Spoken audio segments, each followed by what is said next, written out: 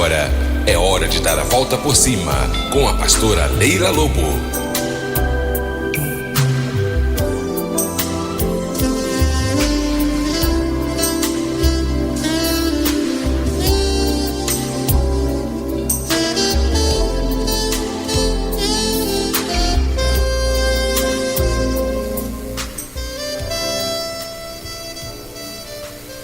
Gente, nós vamos meditar agora na palavra de Deus, no Evangelho de João. O capítulo é o capítulo 16. Nós vamos ler a partir do versículo 20 e 21 e 22, que fala assim: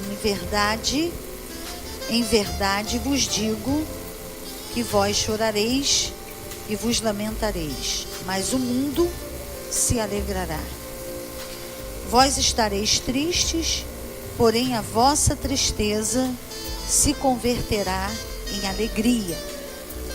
A mulher, quando está para dar à luz, sente tristeza, porque é chegada a sua hora. Mas depois de ter dado à luz a criança, já não se lembra da aflição pelo gozo de haver um homem nascido ao mundo. Assim também vós agora, na verdade, tendes tristeza, mas eu vos tornarei a ver, e alegrar-se-á o vosso coração, e a vossa alegria ninguém vô-la tirará.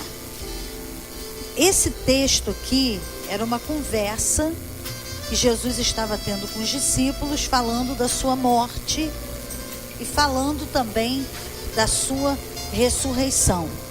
Eles não estavam assim entendendo muito bem o que Jesus estava querendo dizer, mas Jesus explicou assim, dessa forma.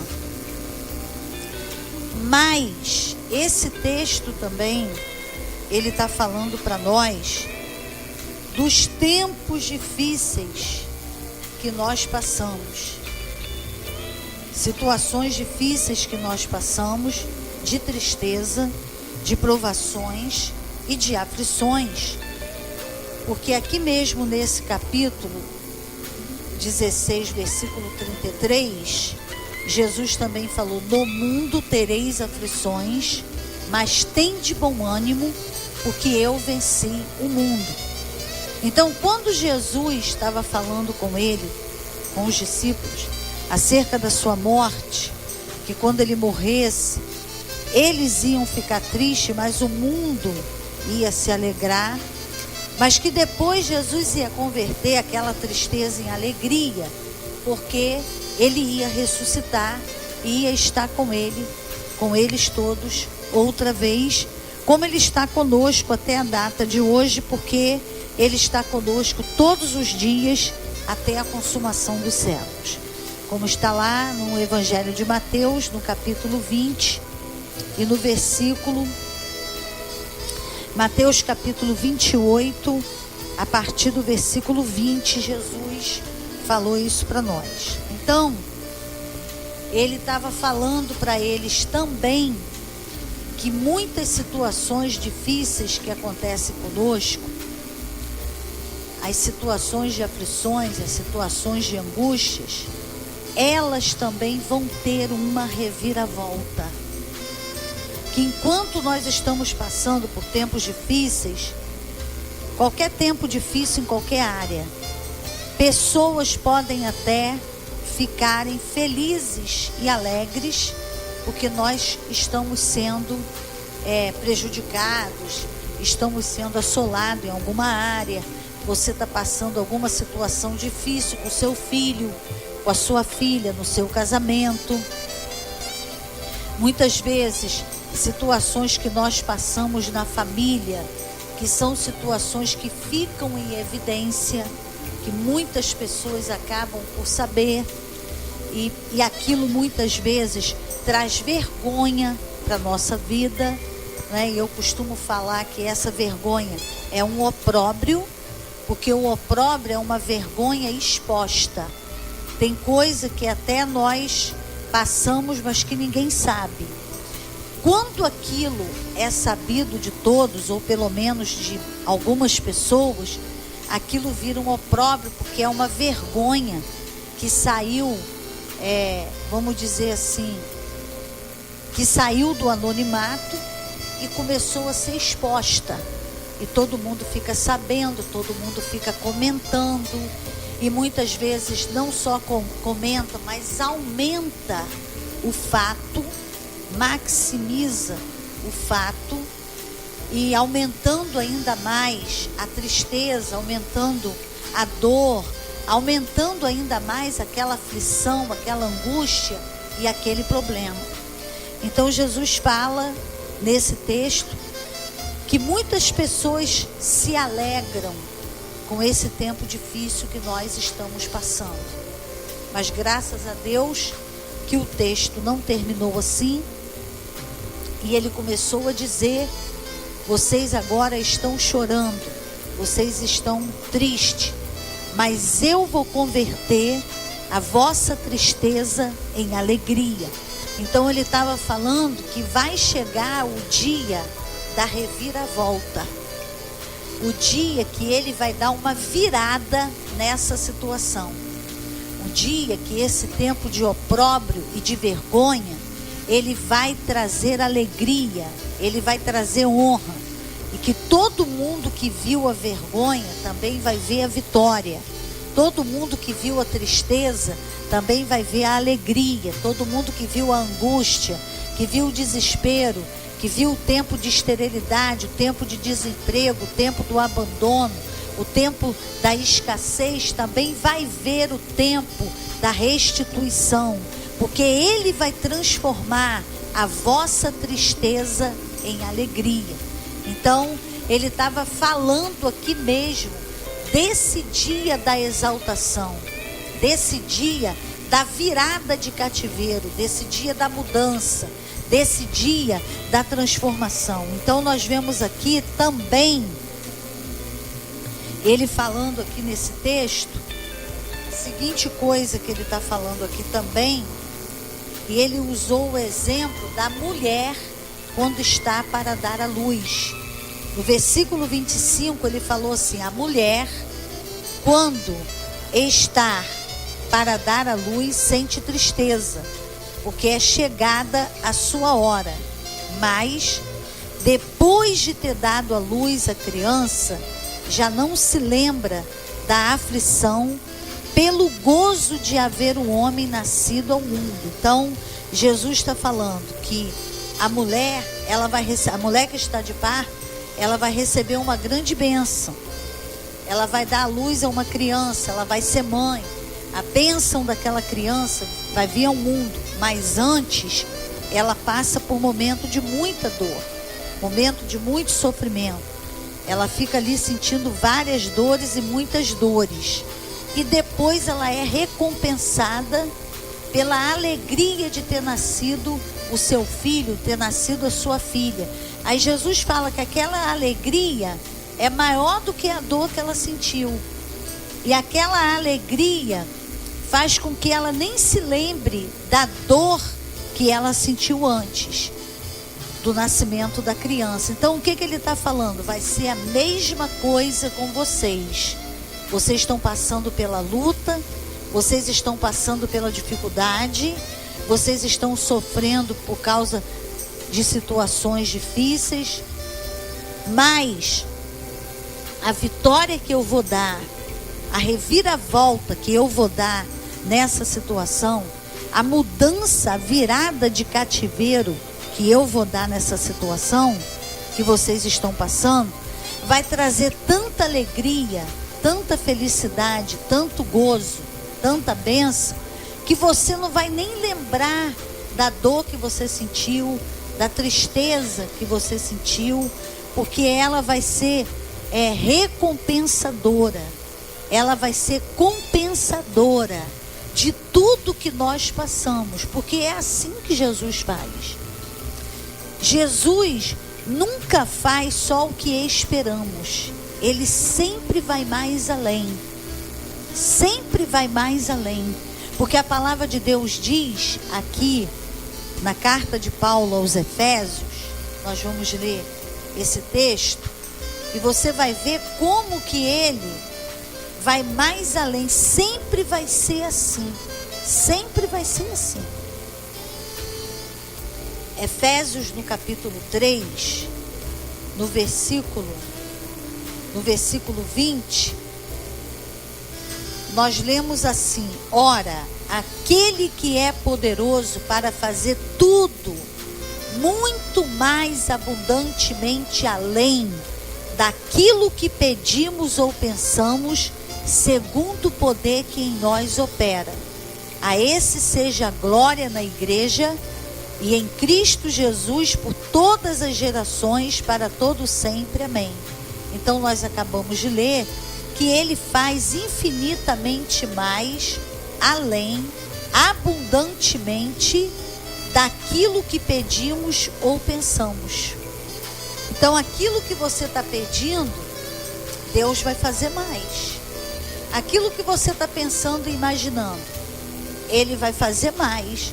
Você pode estar esperando. De repente você fez um exemplo. Você fez uma proposta de um salário. Você foi para uma entrevista e foi perguntado: qual a sua proposta de salário? E você colocou uma proposta razoável, uma proposta discreta. As pessoas normalmente não colocam uma proposta lá em cima. E Deus entra nessa causa e aumenta aquele valor. Você fez aquela proposta X e você recebeu uma resposta de ganhar 2x. Então, é resposta de oração que Deus, Ele faz além do que pedimos, pensamos ou imaginamos. Então, nós precisamos sempre nutrir expectativa que Deus faz mais, e que Deus faz melhor, e que Deus abençoa, e que Deus abre porta. Sempre uma expectativa acima. Pode esperar o melhor. Pode ter uma expectativa acima, porque Deus faz melhor e Deus faz acima, porque Ele disse. Lá em João, naquele capítulo 16, que foi o nosso ponto de partida, Ele diz que Ele vai converter a nossa tristeza em alegria. Então, quer dizer, Ele está sempre trabalhando para fazer mais do que aquilo que nós pedimos, pensamos ou imaginamos. Então, às vezes a pessoa quer pedir, mas ela tem medo, ela tem receio, ela não se sente merecedora. Oração não tem nada a ver com merecimento.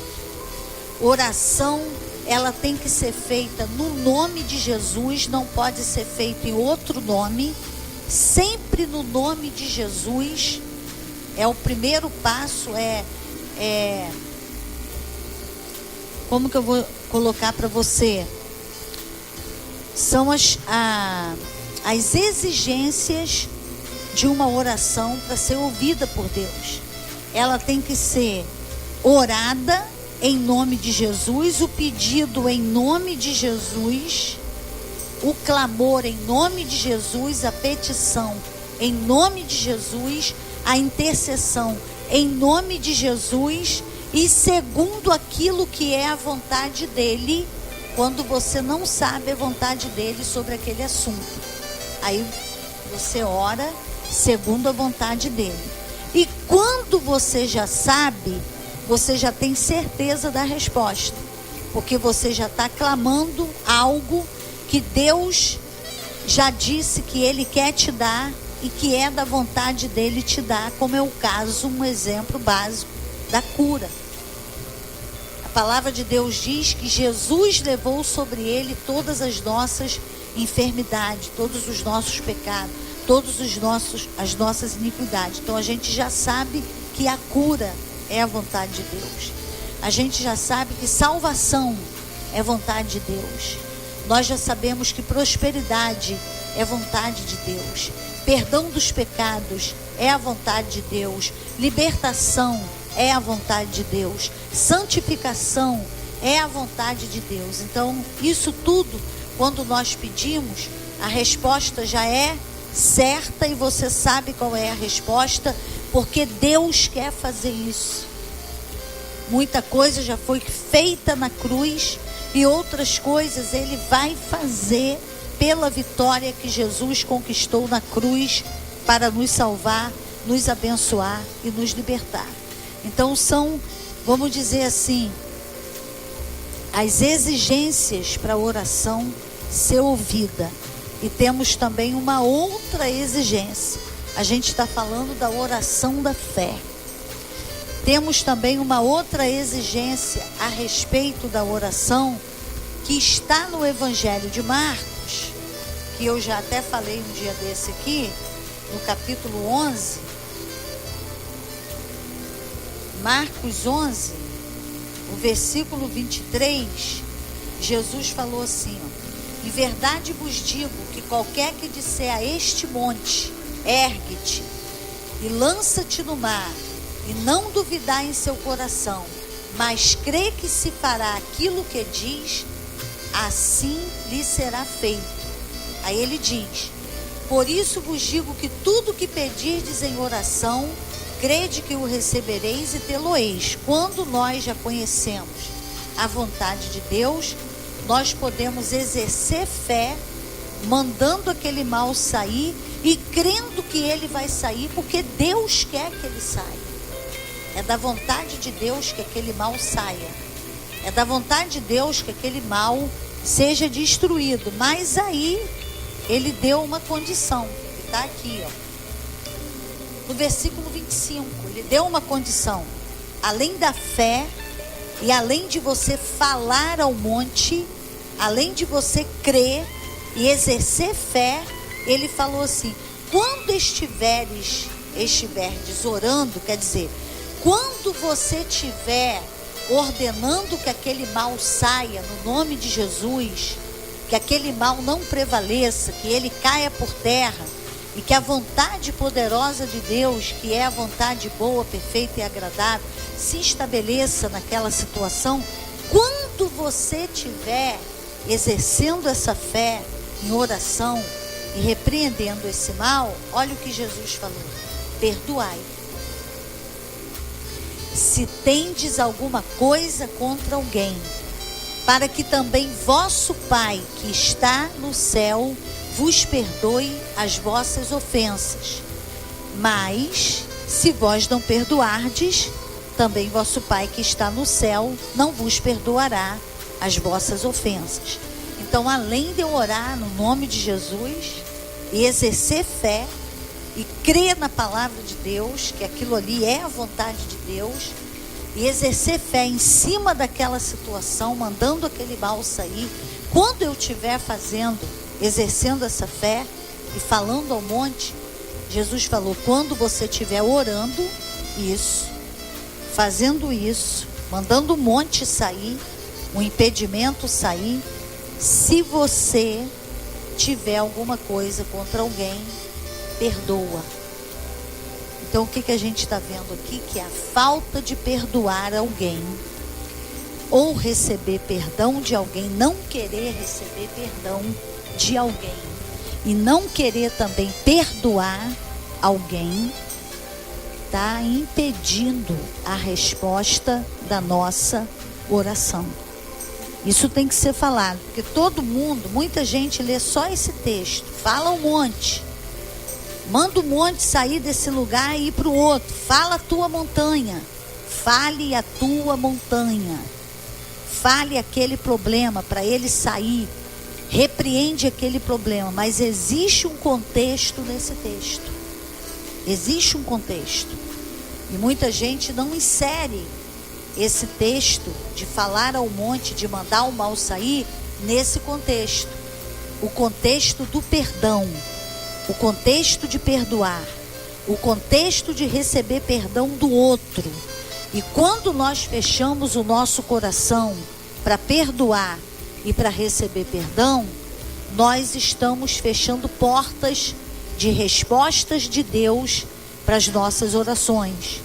nós estamos abrindo porta para o ódio, abrindo porta para o sentimento de vingança, abrindo porta para a falta do perdão, abrindo porta de retenção e fechando portas de milagre, fechando portas de resposta, fechando portas do favor de Deus para a nossa vida. Por isso, é tempo de nós nos examinarmos e começar a fazer uma faxina dentro de nós e ver pedacinhos pequenos de ressentimento, vamos dizer assim, mas que estão atrapalhando. E eles, se não forem expulsos de nós pela obediência a Deus de perdoar, que perdoar é uma decisão que nós tomamos quando obedecemos a palavra que Deus fala, perdoe. Deus não falou nunca, se você sentir, você perdoe. Se você não sentir, você não perdoa. Não, nada que Deus manda você fazer e eu fazer e nós fazermos é por sentimento, é por fé. Fé é uma certeza, é pela fé que nós fazemos. Não é porque nós queremos, não é porque nós concordamos, não é porque nós estamos satisfeitos. Fazemos porque queremos obedecer a Deus. E naquele momento nós não queríamos fazer aquilo, fazemos por obediência. E lá na frente vai vir uma paz dentro de nós. E os nossos olhos vão se abrir, porque a desobediência, a rebeldia, fecha os nossos olhos, para nós não conseguirmos ver a recompensa da obediência. Então, quando nós obedecemos a voz do Espírito Santo, nos guiando para a palavra de Deus, para nós fazermos aquilo que está na palavra de Deus, quando nós obedecemos a palavra de Deus e fazemos aquilo que Deus está falando, daqui a pouco nós vamos ver que nós éramos os errados em não querer perdoar, em não querer obedecer, e que Deus estava certíssimo quando nos mandou perdoar e quando nos mandou receber perdão. Ele que estava certo. Como que o perdoar nos abençoou, nos aliviou, nos curou. Como que o receber perdão nos abençoou e nos aliviou. Todo mundo sabe que no começo não vai ser fácil. Que no começo você vai ainda lembrar daquilo e ainda vai ter dor. Mas à medida que você for se firmando nessa palavra de perdoar, você vai sendo abençoado. Então você vê como que o perdão foi parar no contexto de oração. Como que o perdoar e o receber perdão foi parar no contexto da oração. Porque isso tudo é uma maneira de Deus, uma maneira que Deus usou para nós não aceitarmos viver sem perdoar e receber perdão. Porque nós estamos, quando não perdoamos, impedindo que as nossas orações sejam respondidas, trazendo impedimento e retenção para as nossas orações. Então nós estávamos aqui falando como que Deus tem mais, que você pode pedir, que você pode clamar no nome de Jesus. E aquilo que você sabe que é a vontade de Deus, essa resposta já é certa. Você já sabe o que vai acontecer. E o que você não sabe, Deus vai fazer uma vontade que você ainda não sabe qual é, mas Ele vai fazer. E você está entregando nas mãos dEle, abrindo mão do teu pensamento, do teu plano, da tua vontade, para Ele fazer a dele. Você pode até apresentar a tua vontade. Você não é proibido de apresentar a tua vontade. Você é livre para apresentar, para chegar para Deus e falar: Senhor, eu queria isso aqui. Eu queria aqui que essa situação aqui, fosse desse jeito, que acontecesse isso, isso e isso aqui. Mas faz, Senhor, a tua vontade. Faz também o teu querer. Deus é um Deus que opera milagres em nome de Jesus. E nós até lembramos agora, pelo Espírito Santo, uma situação que aconteceu com o apóstolo Paulo. O apóstolo Paulo, ele queria ir para um lugar, evangelizar. E ele começou a caminhar naquela direção, mas a Bíblia diz que ele foi impedido pelo Espírito Santo de ir. Olha que coisa. Impedido pelo Espírito Santo. Mas o Espírito Santo impede? Ele impede. Se você é de Deus, quer fazer a vontade de Deus, ele vai impedir. E o Espírito Santo deu uma visão para Paulo, que um varão da Macedônia, um homem lá que morava na Macedônia, falava para Paulo: passa a Macedônia e ajuda-nos. Então Paulo começou a entender por que o Espírito Santo estava impedindo que ele fosse para um outro lugar. Mas na hora que ele desejou ir para aquele lugar, ele achava que era certo ele ir. A intenção era boa. Ele queria fazer a obra de Deus, ele queria evangelizar, ele queria curar os enfermos, mas Deus não queria que ele fosse naquele momento, ele queria que ele fosse para Macedônia. E quando ele foi impedido pelo Espírito Santo de ir, teve a visão, ele foi para Macedônia. Ele obedeceu a voz do Espírito Santo e ele foi para Macedônia. Ele saiu de um lugar chamado Troade e navegou para Macedônia. Então, nós vemos quantas coisas nós temos certeza, mas que não é a vontade de Deus e que não é o tempo de Deus. Então, isso tudo tem que ser orado. Isso aí é a oração da consagração. Quando você entrega e se consagra para Deus fazer a vontade dele. Embora você esteja certíssimo que aquilo é de Deus, você está se sentindo muito bem em relação àquilo, mas a palavra de Deus diz que há caminhos que para o homem parece bom, parece perfeito, mas o final dele é um caminho de morte. Então vale a pena, pela oração, nos consagrarmos a Deus e perguntarmos ao Senhor qual é a vontade de Deus para aquela situação que não está revelado na Bíblia, que Deus quer que você deixe de fazer ou que você faça. Então você coloca diante de Deus e Deus vai te dar uma resposta. Ele fala, porque Ele quer que você seja abençoado. Ele quer que você seja bem-sucedido e que você tenha êxito e que você se estabeleça. Então Ele não vai te dar uma direção para você se arrebentar lá na frente. Pode ser até uma direção que seja um caminho difícil, mas você vai ter sucesso, você vai prosperar, você vai ser abençoado. A porta vai abrir naquilo que é o plano de Deus para a nossa vida. Ah, mas eu obedeci a Deus e tem situações difíceis acontecendo. Ele não disse que não vai ter situação difícil. Ele não disse que não vai ter. Mas o fato de você estar numa direção dele garante a assessoria do Espírito Santo total e plena, garante livramento, garante provisão, garante suprimento, garante consolo, conforto, ajuda até a vitória chegar, até aquele plano que Deus tinha com você naquele lugar se estabelecer.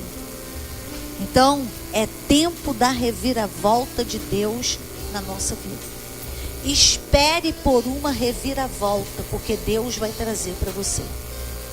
Espere por uma mudança de cativeiro, porque Deus vai trazer para a tua vida. Que você seja muito abençoado, que você seja cheio do Espírito Santo de Deus, tocado pelo Espírito Santo de Deus. Se você não consegue perdoar, perdoa a si mesmo, que Deus vai fazer uma grande obra no seu coração. Não espere sentir uma vontade, porque você nunca vai sentir. Porque obedecer a Deus não é sentir vontade, é tomar uma decisão que você vai obedecer, independente do que você está sentindo em relação a essa situação. Obedeça, faça por fé, vai com fé, decida com fé, que Deus vai te dar vitória em nome de Jesus. Pai, no poder e na autoridade do nome de Jesus, nós clamamos a Ti nessa noite por muitas pessoas e com muitas pessoas que oram conosco nessa hora. Tem homens e mulheres que estão vivendo tempos difíceis de vergonha e de opróbrio. Situações difíceis na vida desse homem, dessa mulher e dessa família, que virou um opróbrio, foi exposto, está exposto para as pessoas. As pessoas sabem do que está acontecendo na vida desse homem e na vida dessa mulher. E muitas pessoas debocham, muitas pessoas riem, e muitas pessoas se alegram com o que eles estão passando. Mas a tua palavra diz: o mundo está rindo de você. Mas eu vou converter a tua tristeza em alegria. Daqui a pouco você que vai rir. Não ri das pessoas que zombaram, mas você vai rir da bênção que Deus vai trazer para a tua vida. A mulher, quando está para dar à luz, ela sente dores, mas daqui a pouco o neném vai nascer, a vitória vai nascer, o milagre vai nascer, e vai ser tão grande que você não vai lembrar da dor que você teve para ele nascer. É isso que Deus vai fazer na tua vida, na tua família, se você crer. É tempo de você esperar, ter expectativa que Deus vai trabalhar, que Deus está trabalhando, que Ele está agindo, e que operando Ele ninguém pode impedir. Acreditar numa reviravolta de Deus, porque Ele transforma a tristeza em alegria e a maldição em bênção. Esperar de Deus o melhor. Acreditar que Ele tem todo o poder nos céus e na terra para agir na tua vida e na tua história, em nome de Jesus. Deus te abençoe muitíssimo, e eu espero as mulheres amanhã, a partir das 3 horas da tarde, no Clamor Rosa, na Missão Apostólica Clamor pela Família, Avenida Paula Lemos, 578, próximo ao ponto final do 515. Deus te abençoe muitíssimo, em nome de Jesus.